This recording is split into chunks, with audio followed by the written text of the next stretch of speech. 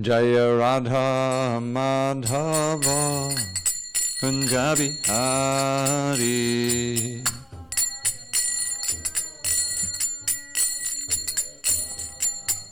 Jaya Radha Madhava Kunja Bihari.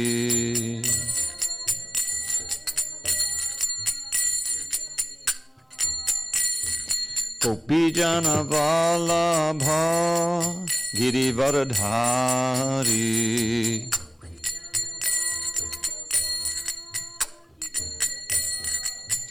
Jaya Gopijana Vallabha Girivardhari.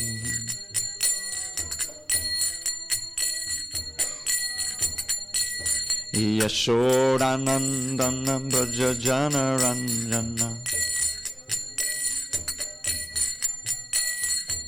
Yashodanandana Brajajana Ranjana. Yamunatira Vanachari.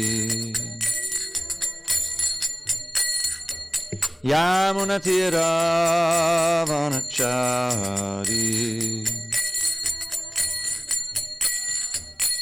Jaya Radha Madhava Kunja Bihari.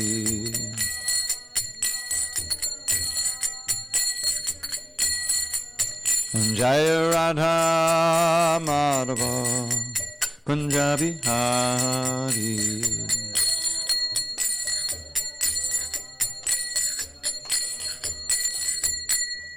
Hare Krishna, Hare Krishna, Krishna Krishna, Hare Hare, Hare Rama, Hare Rama, Rama Rama, Hare Hare, Hare Krishna, Hare Krishna, Krishna Krishna.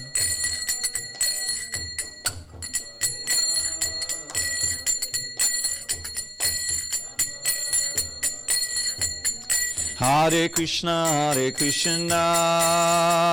Krishna Krishna, Hare Hare, Hare Rama, Rama Rama, Hare Hare.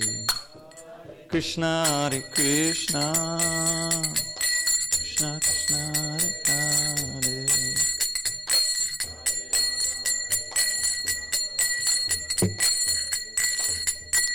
Hare Krishna, Krishna Krishna, Hare Hare, Hare Rama, Rama Rama, Hare Hare, Hare Krishna, Krishna Krishna.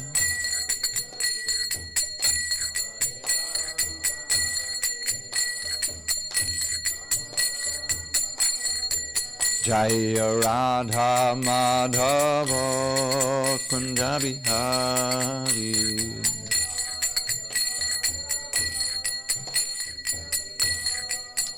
Jaya Radha Madhava Kunja Bihari.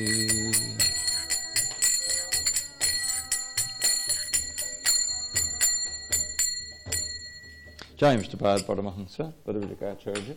Ashtottara Shri Srimad Divine Grace, Srila A.C. Bhaktivedanta Swami Prabhupada Ki Jai. ISKCON BBT Founder Acharya Srila Prabhupada Ki Jai. Jai Om Vishnupad Paramahansa Bhagavadgitaclass. Ashtottara Shri Srimad Divine Grace, Srila Bhakti Siddhanta Saraswati Thakur Ki Jai. Ananda Koti Vaishnavini Ki Jai. Namacharya Srila Haridas Thakur Ki Jai. Srimad Bhagavad Gita Ki Jai. Samaveda Bhaktivinoda Ki Jai. All glories to the assembled devotees. All glories to the assembled devotees. All glories to the assembled devotees. All glories to Shri Guru and Gauranga. Okay. Marcy? 29? I think we're on 29. Yeah, we didn't do the thing about the breathing. Okay, this is chapter 4, text 29, page 216. Oh, I can't believe it. Is it Frankie? Do you got a seat on there? You have a seat? Yeah. Okay, I didn't see. Okay, we have more books, you know. 216. 216. Om Namo Bhagavate Vasudevaya. Om Namo Bhagavate Vasudevaya. Om Namo Bhagavate Vasudevaya. Jamal, I think you can lower this a little bit for me. Thanks. On this 10th day of June 2019 in SanDiego, we're reading from Srimad Bhagavad Gita as it is, translation and commentary by His Divine Grace A.C. Bhaktivedanta Swami Prabhupada. We're in chapter 4 entitled Transcendental Knowledge, text number 29, page 216. Yeah, it's okay. Apane juvati pranam, prane panam tatapare, pranapanakati rudva, pranayama parayanaha, apade niyatahara, pranan praneshu juvati, apane jufati pranam, prane panam tatapare, pranapanakati rudva, pranayama parayanaha, apade niyatahara, pranan praneshu juvati. Parashakti. Apane jufati pranam, prane panam tatapare, pranapanakati rudva, pranayama parayanaha, apane niyatahara, pranam praneshu juvati. Dhammaraj, you want to try? Apane juvati pranam, prane panam tatapare, pranapanakati rudva, pranayama parayanaha, apare niyatahara, pranam praneshu juvati. Go ahead, Marcy. Apane jufati pranam, prane panam tatapare, prana panapakati rudva, pranayama parayanaha, apare niyatahara, pranan praneshu juvati. Okay, word for words. Apane, in the air which acts downward. Juvati, offer. Pranam, the air which acts outward. Prane, in the air going outward. Apanam, the air going downward. Tata, as also. Apare, others. Prana, of the air going outward. Apana, and the air going downward. Gati, the movement. Rudva, checking. Prana ayama, trance induced by stopping all breathing. Parayanaha, so inclined, apade, others, niyata, having controlled, ahara, eating, pranan, the outgoing air, praneshu, in the outgoing air, juvati, sacrifice. Translation. Still others who are inclined to the process of breath restraint, to remain in trance, practice by offering the movement of the outgoing breath into the incoming, and the incoming breath into the outgoing, and thus at last remain in trance, stopping all breathing. Others, curtailing the eating process, offer the outgoing breath into itself as a sacrifice. Purport. This system of yoga for controlling the breathing process is called pranayama, and in the beginning it is practiced in the hatha yoga system through different sitting postures. All of these processes are recommended for controlling the senses and for advancement in spiritual realization. This practice involves controlling the airs within the body so as to reverse the directions of their passage. The apana air goes downward and the prana air goes up. The pranayama yogi practices breathing the opposite way until the currents are neutralized into puraka, equilibrium. Offering the exhaled breath into the inhaled breath is called rechaka. When both air currents are completely stopped, one is said to be in kumbhaka yoga. By practice of kumbhaka yoga, one can increase the duration of life for perfection in spiritual realization. The intelligent yogi is interested in attaining perfection in one life without waiting for the next. For by practicing kumbhaka yoga, the yogis increase the duration of life by many, many years. A Krishna-conscious person, however, being always situated in the transcendental loving service of the Lord, automatically becomes the controller of the senses. His senses, being always engaged in the service of Krishna, have no chance of becoming otherwise engaged. So at the end of life, he is naturally transferred to the transcendental plane of Lord Krishna. Consequently, he makes no attempt to increase his longevity. He is at once raised to the platform of liberation, as stated in the Bhagavad Gita 14:26. Man chayo vibhicharena bhakti yogena sevate sagunan samatityaitan brahma bhuyaya kalpate. One who engages in unalloyed devotional service to the Lord transcends the modes of material nature and is immediately elevated to the spiritual platform. A Krishna-conscious person begins from the transcendental stage, and he is constantly in that consciousness. Therefore, there is no falling down, and ultimately he enters into the abode of the Lord without delay.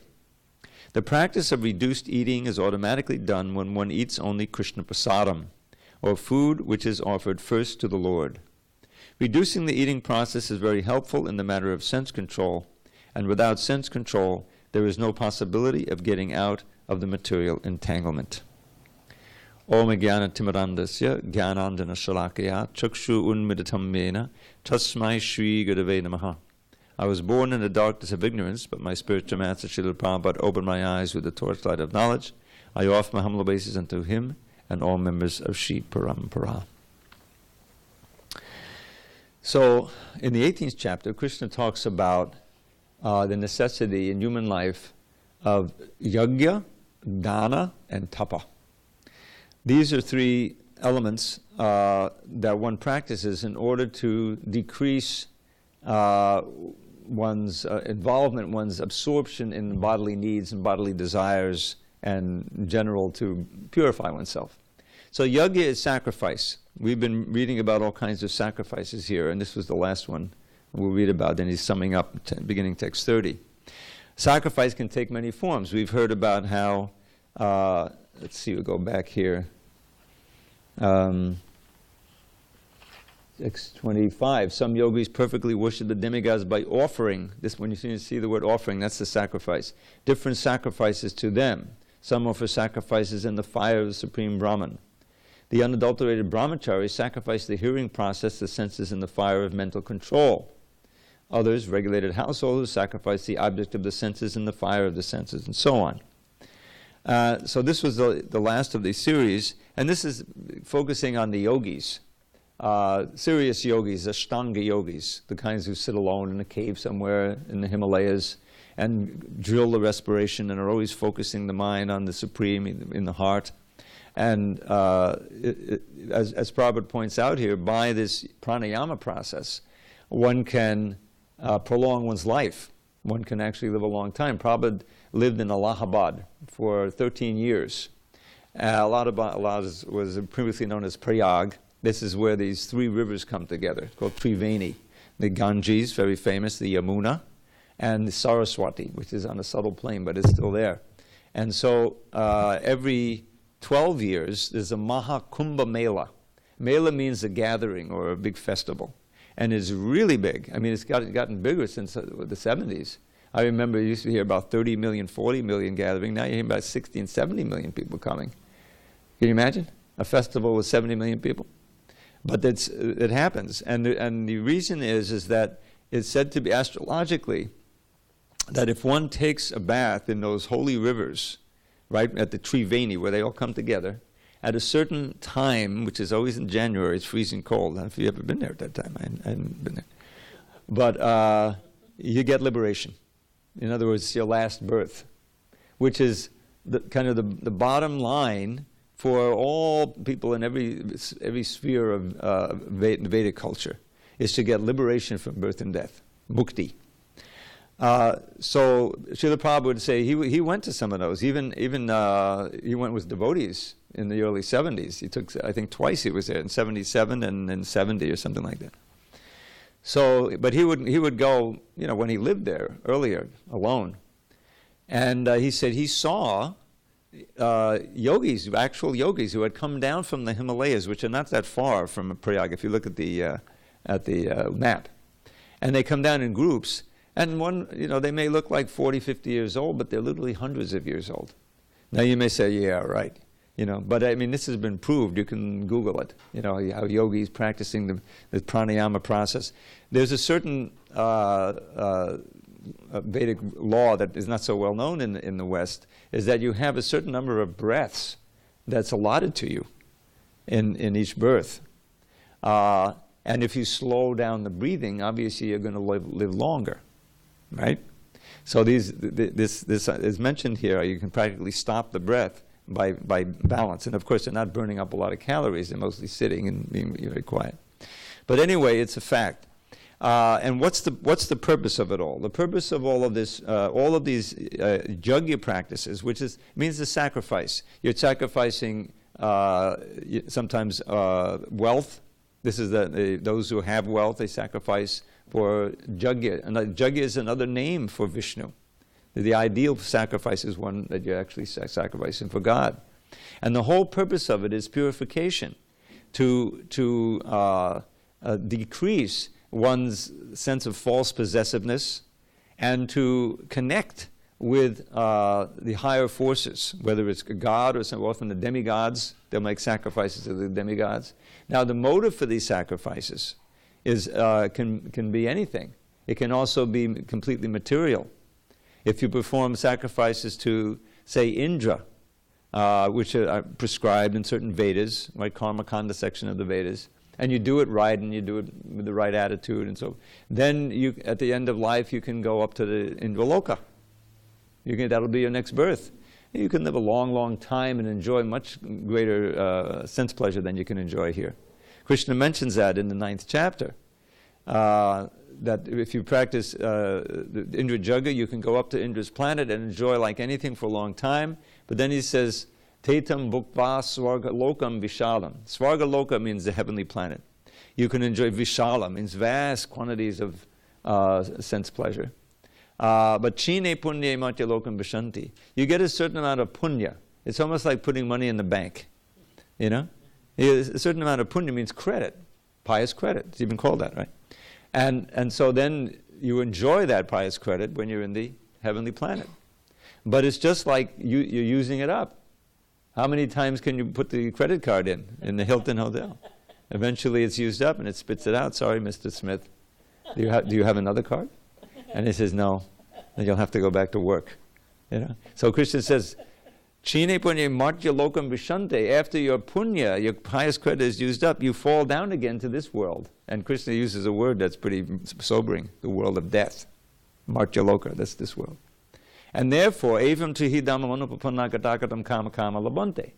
That by simply sacrificing for karma, for increasing your material pleasure, you may, if you do it right, go and enjoy, but then you come back again. You don't make any progress on your mission of life, which is to break out of the bonds of birth and death. You're not making any progress. So Krishna is not prescribing those kind of sacrifices here.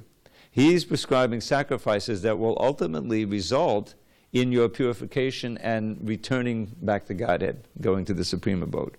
So that will become clear by the time we get to sects 34 and 35, where he says, if you really want to know the import of these sacrifices, you have to approach a bona fide spiritual master. And if you really get the proper instructions from that bona fide spiritual master, you understand that everything is controlled and owned by me, and you're part of me, and like that, and you become Krishna conscious.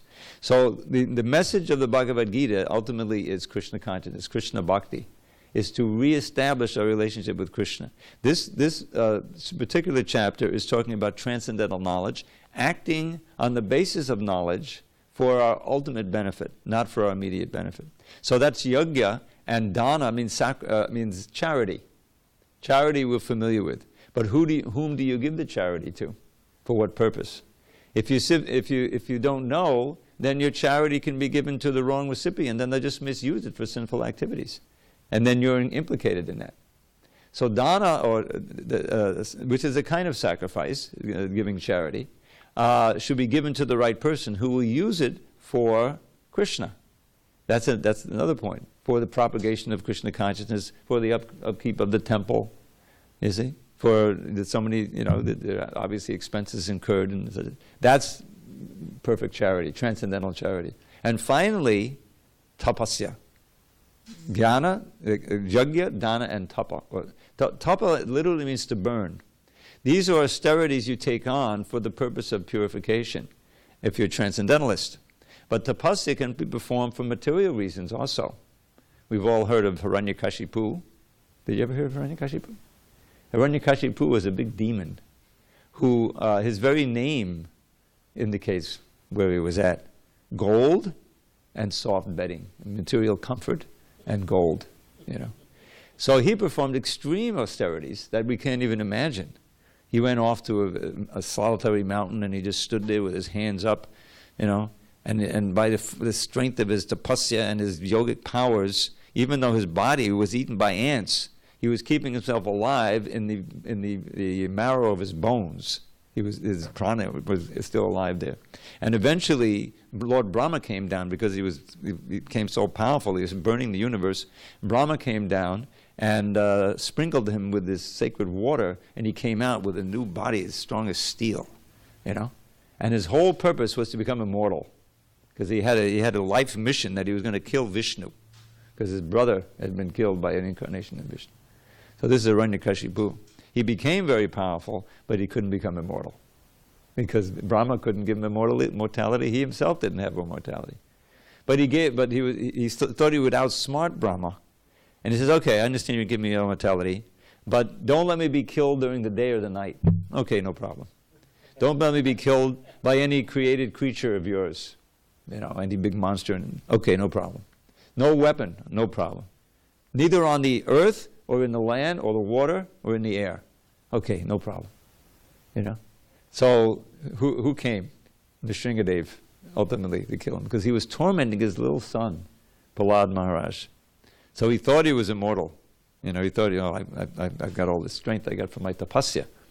But Nrsingadev came. He wasn't an animal. He wasn't a human being. He was half and half. He got him not inside or outside. He got him on the threshold, and he pulled him on his lap. He wasn't in the air. He wasn't in the water. And he wasn't on the earth. He was on the lap. He wasn't killed by a weapon. He was killed by nails. Nails aren't a weapon. So all of his benedictions were fulfilled, but he was outsmarted by Nrsingadev.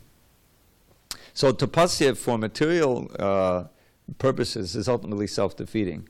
But this human life is meant for tapasya, divine tapasya. There's a wonderful verse by Lord Rishabhdev.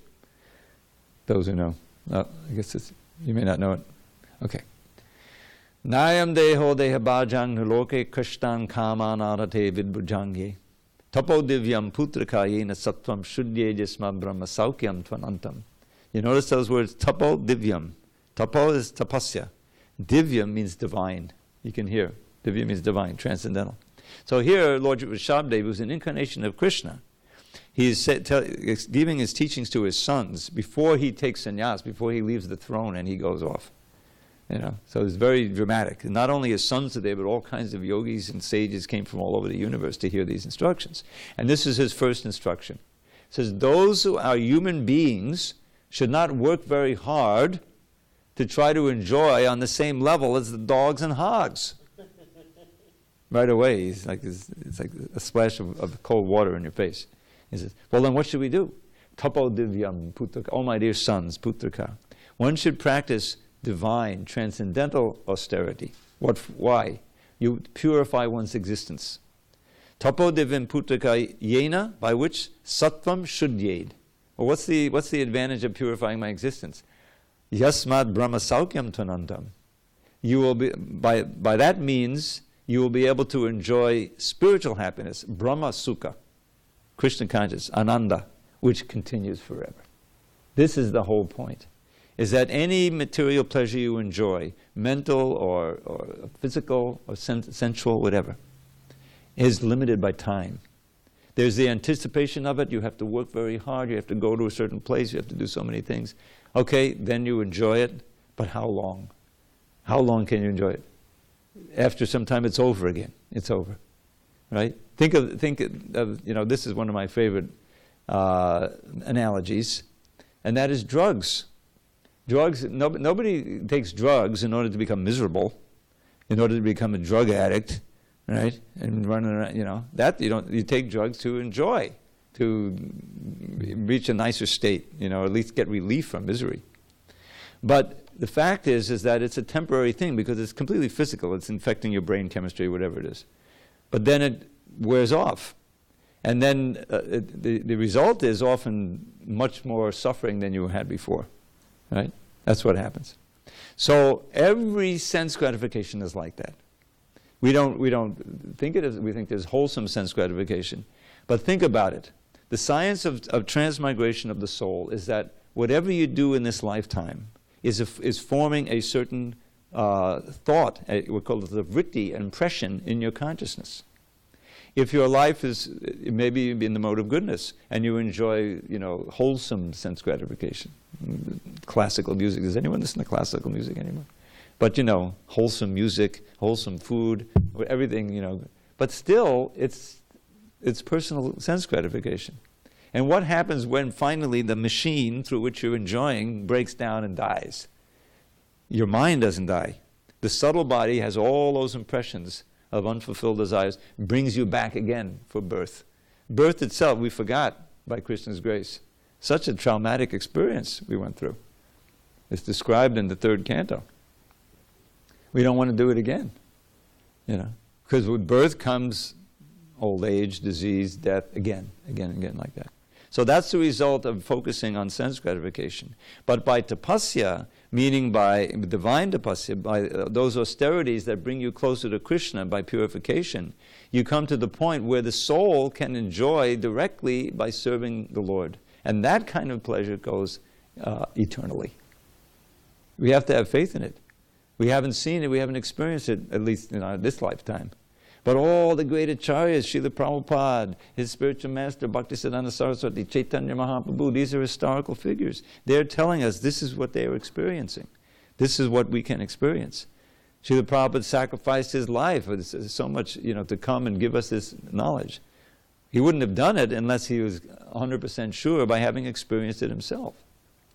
So the wonderful thing about the process that Lord Chaitanya gave us is that you can experience some of that, the hints of it, from day one. If you really give yourself to the process of chanting the holy name, no matter what state you're in. If you chant Hare Krishna, sincerely, for like a couple of hours, like in a kirtan, or just throw yourself into it.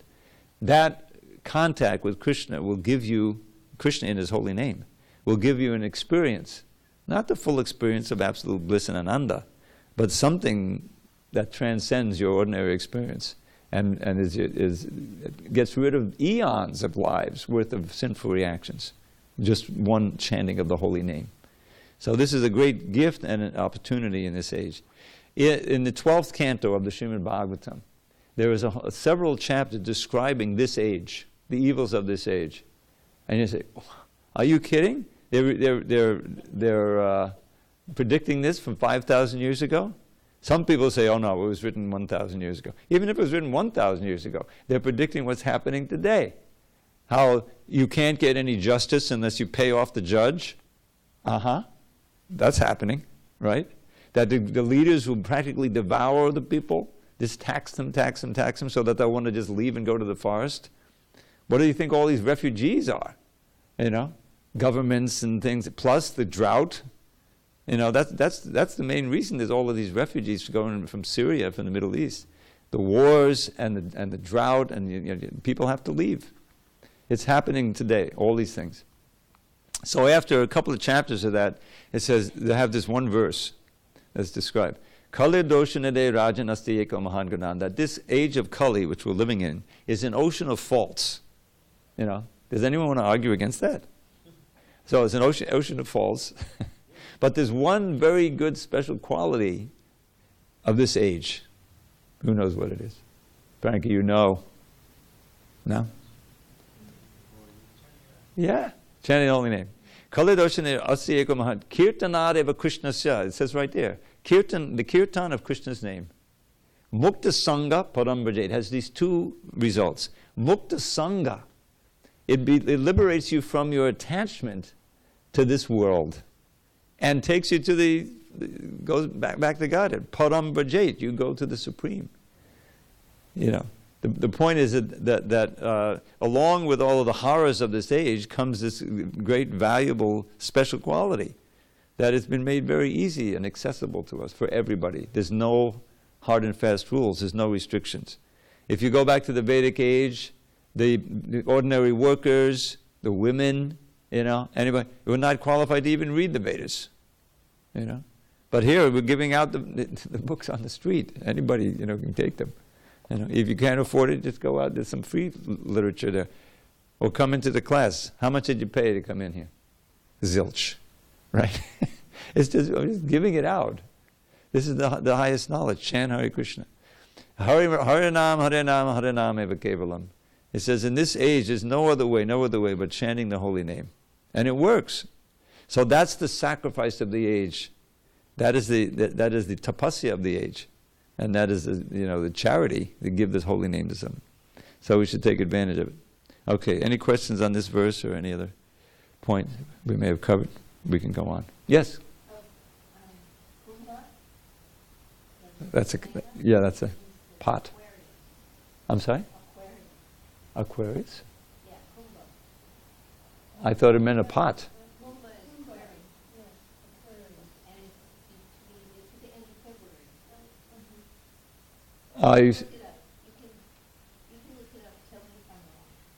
Okay. I mean, I always understood that kumbhas it refers to a pot because it was a pot of nectar. That's the symbol of Aquarius. Oh, no kidding. You're talking about like the Western Aquarius and the age of Aquarius? I see. Okay. I didn't know that. I thought it always came in early January. I'm sure you're right. I never did. Okay. All right, should we do one more? Text 30. So he's starting to sum up now. Save piete yagyavido yagya chapata kalmasha yagyashishtam tabujo yanti brahma sanatanam. All these performers who know the meaning of sacrifice become cleansed of sinful reactions, and having tasted the nectar of the results of sacrifices, they advance toward the supreme eternal atmosphere. Purport.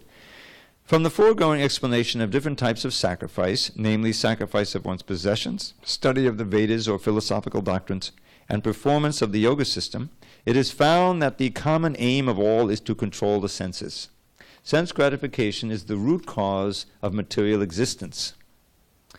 Therefore, unless and until one is situated on a platform apart from sense gratification, there is no chance of being elevated to the eternal platform of full knowledge, full bliss, and full life. This platform is in the eternal atmosphere or Brahman atmosphere. All the above-mentioned sacrifices help one to become cleansed of the sinful reactions of material existence. By this advancement in life, not only does one become happy and opulent in this life, but also at the end he enters into the eternal kingdom of God, either merging into the impersonal Brahman or associating with the Supreme Personality of Godhead, Krishna. So, again, he's emphasizing here this theme of purification. One of the things that nobody knows in this age is that we're all carrying like a burden of previous activities, what we call sinful activities and also some of us may have some pious credits. but they're all kind of determining the things that are happening to us. There's a vast chain of action and reaction, and we're part of it. So part of the benefits of Krishna consciousness, or in this case, sacrifice, is to negate those sinful actions. Yagya chapata kalmasha literally means by this sacrifice destroying the kalmasha, sinful reactions. The kalmasha are the things that bind us to this world and make us suffer. You know, we don't know why. Why me? Why did it happen to me? Because there's a perfect arrangement by Krishna and his agents, namely the demigods, for the management of this world. And each one of us is part of that arrangement. We're enjoying or suffering things that we've done in previous lives. I mean, it's obvious the same thing works in this one life. It's not that karma has to only work over, lives. It's that things that you do in this lifetime, either good or bad, will redound on you. Why is it that that parents are eager to have their kids educated? Because they know that if they don't get education, that they're going to have a miserable life. How are they going to get a job and this and that, So what do you do when you're 10 years old affects what happens when you're 15 years old, 20, 25, 30. So that's a simple thing, Or you get a disease. I remember when I was a kid, one of my friends, I forget his name now, Randy, I think Randy, he had polio. In the 50s, this was a big fear. Polio was still current. You maybe know FDR had polio when he was a kid. And it's mostly been eradicated now. But I was growing up, and I remember before they had the vaccine, the Salk vaccine and the Sabin vaccines, the parents were very frightened to let their kids just go out and play in the summertime. There was all kinds of things. Because my poor friend, he'd had polio, and now he had some, he couldn't walk properly, he had some brace on his leg or something, and that was a lifetime affliction. So that was some kind of karma coming due, and they didn't recognize it, and just parents saying, well, that was just unfortunate. But there's no accidents. And getting free of that karmic load which is keeping you bound in this world is one of the benefits of Krishna consciousness. Just the chanting of the holy name, even just beginning the chanting, clears off so many lifetimes of karma. What is that? Marula marula metan, mangalam mangalanam, sakal negamavalli satpalam chitswarupam, sakadabipadigitam shaddaya helayava bhagavadgitaclass tariye Krishna nama. Of sweet things, it's the sweetest you will taste at any time. This is referring to the name of Krishna. Now, we taste it as nice. I like chanting. But we don't taste it as the absolute sweetest thing I've ever tasted. I never want to stop. That comes with purification. That's the actual nature of the name. So this verse from the, I think, Padma Puran says, of sweet things, it's the sweetest you will taste at any time. Madhura means sweet. Of things that bring good fortune, it's the perfect paradigm. Of all the Vedic writings, it's the transcendental fruit, the very form of spirit, unalloyed and absolute.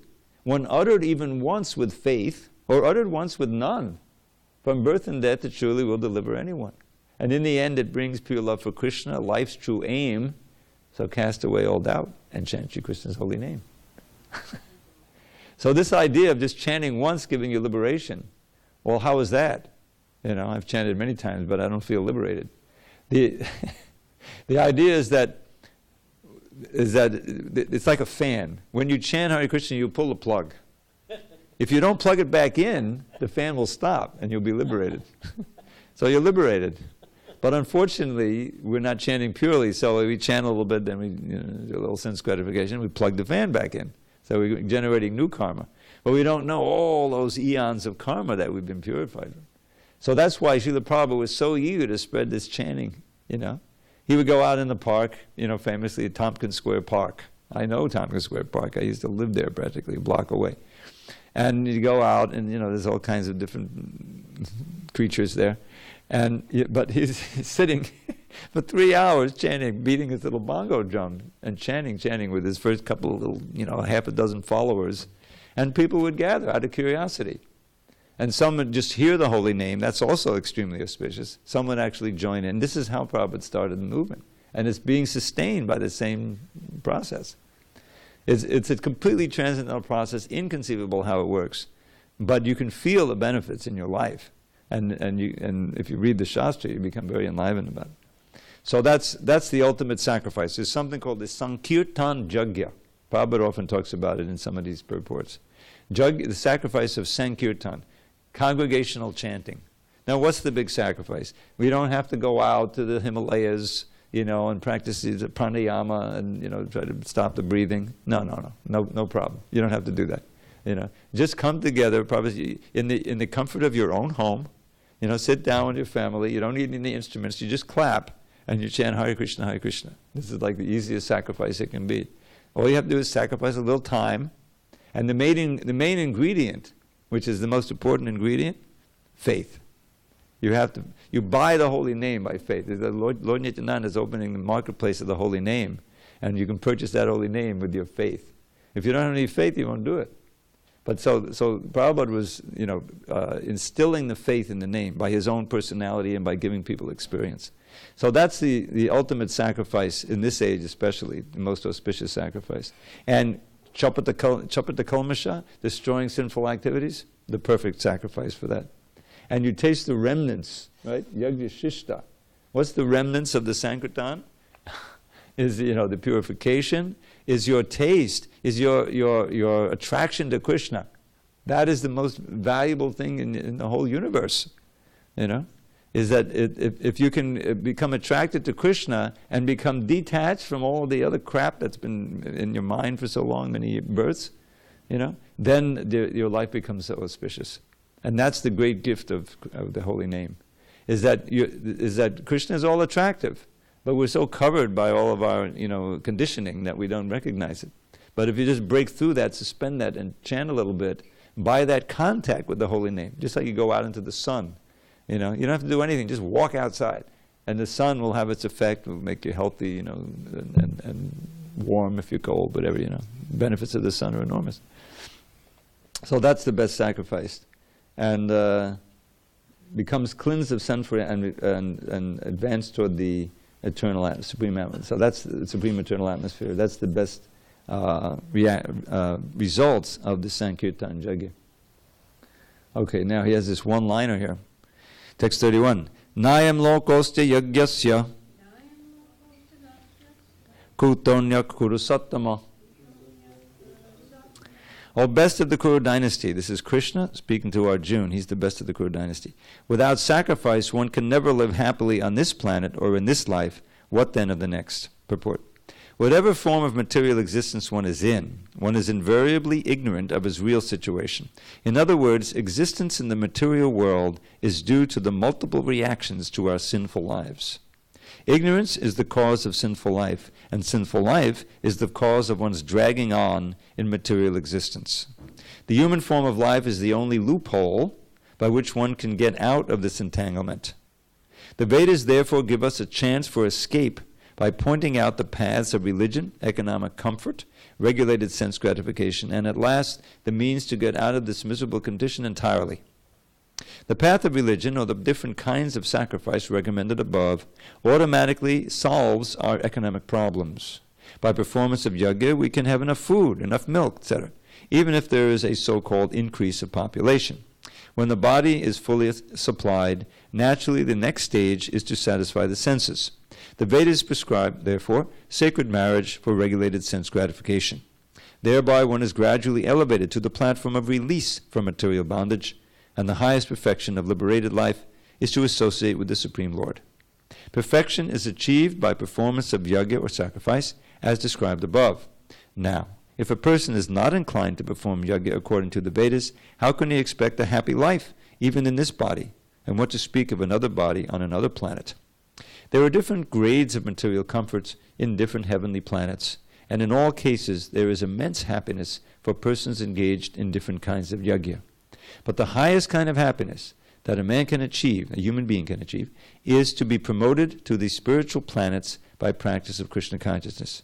A life of Krishna consciousness is therefore the solution to all the problems of material existence. So this is why this is Bhagavad Gita as it is. After discussing all these different kinds of sacrifices and things like that, Prabhupada brings it back home. The highest kind of happiness we can experience is a life of Krishna consciousness. And this is really the fruit of sacrifice. Yes, it's a discipline. We have to recognize that we're in a contaminated present state. This is why we're not happy all the time. This is why we're suffering in so many ways, why we're confused. Because we've wandered away, we've turned our back on Krishna. And we've been affected by this, what we call the modes of nature in this world since time immemorial. So naturally we're confused and we don't know, we're in a state. But if we take the process, that means, as in any discipline, that's why it's called discipleship, guru-disciple. Because it means that one has to give up some things that you're used to trying to enjoy, and you have to accept some things that you may find you think is impossible, but it's not impossible. And so Srila Prabhupada came to give that. He didn't introduce all of these disciplines at once. Gradually, the point is first get people chanting, attracted to chanting and dancing and feasting. That's the easiest part to be attracted to, right? But it's very important. That's so you have the prasadam and you have the chanting and so forth. And then meanwhile you're hearing philosophy and you understand, yes, in order to advance on this platform, I have to clean up my act. And have to, give up for, sinful activities, and so that's a sacrifice. But it's a sacrifice well worth taking because the benefits are unlimited. I like to point out that in material life, there's a whole lot of suffering and a little bit of sense gratification. As Rishabdev says, you work so hard, and it's still not enough. But I still got to have the sense. So I'll go into debt in order to enjoy this thing. And gradually they got it so arranged that just to live you had to go into debt. Just to pay your rent and everything else and the normal thing. All right, I'll go into debt. The whole country's in debt. You know how much debt this country's in? $21 trillion. You realize how much money that is? There's no possibility of paying it off. Prabhupada says what is it, 3 things, it's Shanika Pandit, there's 3 things you have to take care of right away. Otherwise, it keeps getting worse and worse. You know what they are? Fire, disease, and debt. Think about it. If the fire is burning, say, it'll go out. It may not go out. It just gets worse and worse. Disease, sometimes, if you don't take care of it, it could kill you. Get worse and worse. And debt, with the compound interest and everything else that get you. Right? What is the credit cards? If you miss one payment, 20%? Isn't it? Isn't there something in the Bible about usury? Is one of the sins? So anyway, that's the material world. So in order to get out of this bondage, this vice of material life, one has to undergo some austerities, tapasya, and accept the need for sacrifice and things like that. And that's what we're learning here. We shouldn't be afraid of it. It's actually a blessing. We know what sacrifices to perform for the most efficacious means of progressing in this world. So all right, so we'll leave text 32. And that'll probably do it. Evam bahovada yagya vitata brahmano mukhe karmajan viditan sarvan evam gatva vimokshase. All these different types of sacrifice are approved by the Vedas, and all of them are born of different types of work. Knowing them as such, you will become liberated. Purport. Different types of sacrifice, as discussed above, are mentioned in the Vedas to suit the different types of worker. Because men are so deeply absorbed in the bodily concept, these sacrifices are so arranged that one can work either with the body, with the mind, or with the intelligence. But all of them are recommended for ultimately bringing about liberation from the body. This is confirmed by the Lord herewith from his own mouth. So we often, we rarely think that I got to be liberated from the body. We usually want to think, well, how can I make the body as comfortable as possible and enjoy with it and live a healthy life? I'm not going to worry about, old age and do that. That's way in the future. Maybe it won't happen. And so I'll just live in the now, right? Live in the now. That living in the now is like the mode of ignorance. We don't want to live in that. We want to face reality as it actually is, which Krishna says, What is real knowledge? One aspect, janma, mrityu, jara, vyadi, dukkha, dosha, darshanam. To understand and see, and face with clear eyes the miseries of birth, old age, disease, and death. What are we going to do about it? It's just like the whole world is in denial now. I mean, it's moving toward extermination. What are they? So many species are becoming extinct, and human life is also on the brink. I mean, this climate catastrophe. Forget about climate change. The climate crisis is not going away, and everybody is just going along in their ordinary way. Yeah, I understand that, but we have to radically change your life. The kids know it, right? The kids who are growing up, what have you done? You've taken away our future. The whole thing is going to go to hell in a handbasket by 2030, 2035. We're just going to be 40 years old, And the old people, the old codgers are saying, well, that one's not going to affect me. Let's just, enjoy. It's madness. It's madness, And it's all due to exactly what's described in this Bhagavad Gita, 16th chapter. Unlimited desires to enjoy and exploit the nature. What is capitalism? Let's look it straight in the eye. It's accumulate wealth and exploit and expand, right? Without growth, capitalism dies, isn't it? He says, what's the growth going to be? Oh, it's only 2.5%. Okay, we got to get up to 5%. If it starts going down, they all freak out and they sell the stocks and everything crashes. But how much growth can you have? Doesn't growth sound like a cancer? It is. The Vedic society is living simply and peacefully, not all of this artificial growth. The ideal life was shown by the Goswamis, living very austere life, but enjoying the highest happiness, this life and the next, in harmony with nature, not exploiting and tormenting nature. We're part of nature. How can it be? How can there be prosperity and peacefulness? So the root cause of the whole problem is karma, is this unlimited material desire, which is ever expanding and burns like fire, is never satisfied. And by the frustration of that karma comes krodha, anger, right? And by the karma also comes unlimited greed. Krishna says these are the three gates that lead to hell: lust, anger, and greed. The wise person gives them up and acts for ultimate shreya, welfare. Trivadam narakassedam dvaram nashanamatna kama krodha tata lobhas tasmanita trayantujed. He says there that these three gates leading to hell, and the wise one gives them up, then what? Etaiva mukta kontaya tamo dvaras tabiranaha atmana shreya tato yati param gatim. Having escaped these gates, one works for his own welfare and ultimately goes to the highest goal. But on the other hand,